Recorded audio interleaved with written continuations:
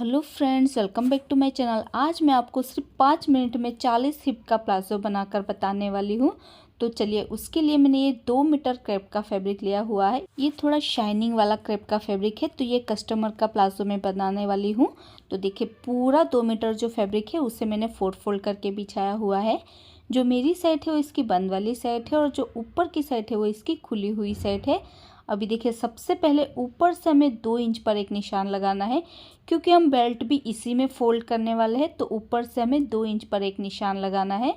तो 2 इंच पर निशान लगाते हुए हमें इस तरीके से एक सीधी लाइन ड्रॉ कर लेनी है। तो देखिए, आप अगर अलग से बेल्ट अटैच करेंगे तो ये 2 इंच आपको नहीं लेना है, लेकिन मैं इसी में बेल्ट अटैच करने वाली हूँ, यानी कि इसी में बेल्ट को फोल्ड करने वाली हूँ।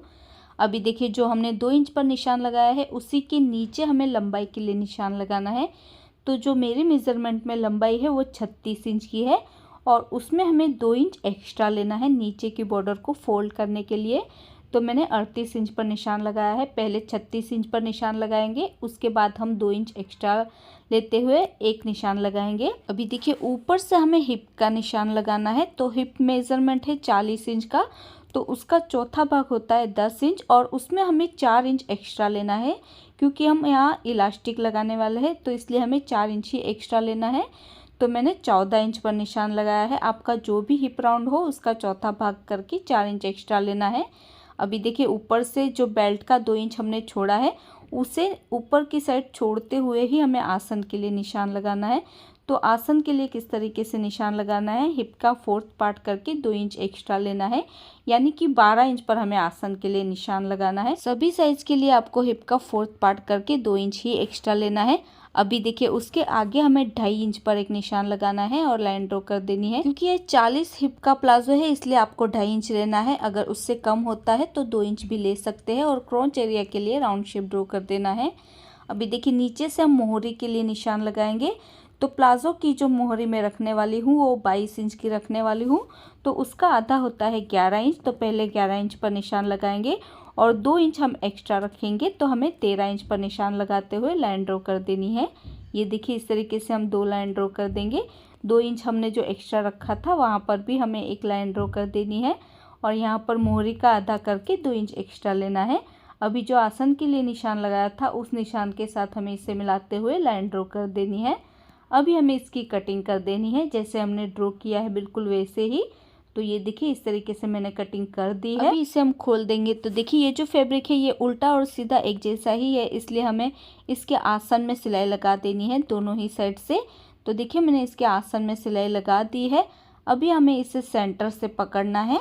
देखिए, इस तरीके से सेंटर से पकड़ेंगे और इसे खोल देंगे।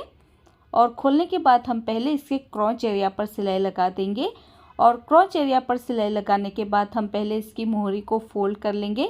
तो नीचे से हमने 2 इंच एक्स्ट्रा रखा था, तो पहले आधा इंच तक फोल्ड करते हुए सिलाई लगाएंगे।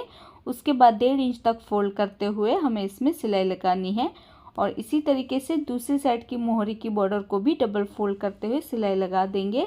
तो देखिए, मैंने इसके क्रॉच एरिया पर भी सिलाई लगा दी है और दोनों साइड की मोहरी को भी मैंने फोल्ड करते हुए इसमें सिलाई लगा दी है।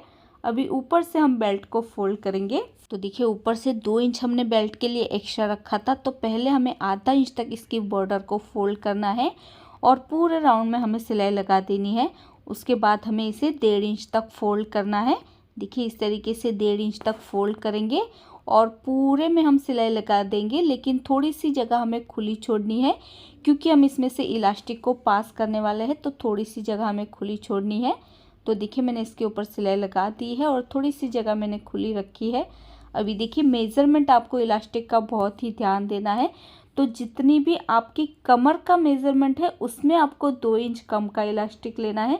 ऊपर हमने हिप का मेज़रमेंट लिया था, लेकिन इलास्टिक आपको कमर के मेज़रमेंट के हिसाब से ही लेना है। जितनी भी आपकी कमर की चौड़ाई है उसमें 2 इंच कम का आपको इलास्टिक लेना है। तो मेरे मेज़रमेंट में कमर की चौड़ाई 38 इंच की है, तो मैंने 36 इंच का इलास्टिक लिया हुआ है। अभी सेफ्टी पिन की मदद से इलास्टिक को हमें, जो हमने थोड़ी सी जगह खुली छोड़ी थी, उसमें से पास कर लेना है। पूरे ही राउंड में इलास्टिक को पास कर लेंगे और उसी जगह से इलास्टिक को बाहर निकाल लेंगे और दोनों इलास्टिक को मिलाते हुए इसके ऊपर हम सिलाई लगा देंगे। और सिलाई लगाने के बाद इलास्टिक को अंदर डाल लेंगे और जो थोड़ी सी जगह खुली थी वहाँ पर भी हम सिलाई लगा देंगे। तो देखिए मैंने इलास्टिक को अंदर डाल लिया है और सिलाई लगा दी है। अभी हम इसे इस तरीके से खींचते हुए एक जैसा कर लेंगे।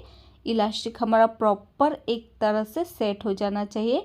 उसके बाद हम इसके बिल्कुल बीच में इलास्टिक को खींचते हुए सिलाई लगाएंगे ताकि इलास्टिक हमारा अच्छे से फिक्स हो जाए। तो देखिए मैंने बिल्कुल बीच में एक सिलाई लगा दी है इलास्टिक को खींचते हुए। और देखिए सिर्फ 5 मिनट में हमारा हेवी साइज का प्लाजो बनकर रेडी हो चुका है और ये है इसका final look. So friends, I hope आपको आज का ये ट्यूटोरियल पसंद आया होगा। अगर आपको आज का वीडियो पसंद आया तो इसे लाइक और शेयर ज़रूर कर देना।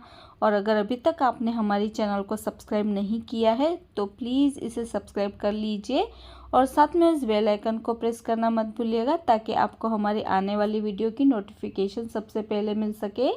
मेरा ये वीडियो देखने के लिए thank you so much friends.